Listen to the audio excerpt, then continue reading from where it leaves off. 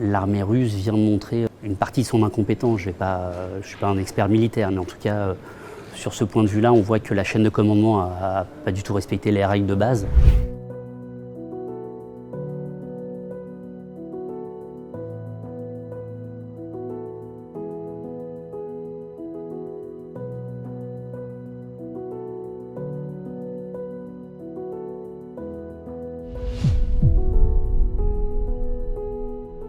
Aujourd'hui, en fait, les Russes utilisent des technologies qui ont 20, 30, voire 40 ans. Aujourd'hui, on utilise ce qu'on appelle des technologies cryptées qui permettent, en fait, dans les états-majors, de communiquer sans intercepter une communication. Aujourd'hui, les Russes, même ces types de technologies sont obsolètes. C'est pour ça qu'en fait, ils utilisent en fait des téléphones civils. Or, dès que vous utilisez un téléphone civil, c'est-à-dire celui que tout le monde a, eh bien, évidemment, c'est très facile d'intercepter la communication, la position et toutes les informations qui vont avec. Quand vous avez un téléphone portable, vous avez une puce d'un opérateur. Cette puce d'opérateur, elle possède plein d'informations, dont deux très importantes. L'opérateur et le pays d'origine. Si je suis russe et que je rentre en Ukraine, que je commence à communiquer sur le réseau ukrainien, l'opérateur sait immédiatement que cette puce n'est pas locale, elle vient d'un pays étranger. Donc ça, c'est le premier type de possibilité.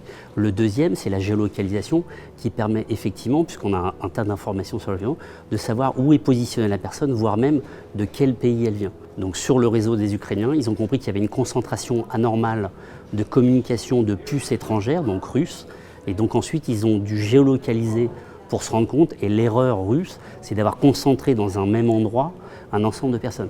Je rappelle que toutes les forces étrangères et spéciales interdisent l'utilisation d'un téléphone personnel sur un champ de bataille. L'armée russe vient de montrer une partie de son incompétence. Je ne suis pas un expert militaire, mais en tout cas, sur ce point de vue-là, on voit que la chaîne de commandement n'a pas du tout respecté les règles de base.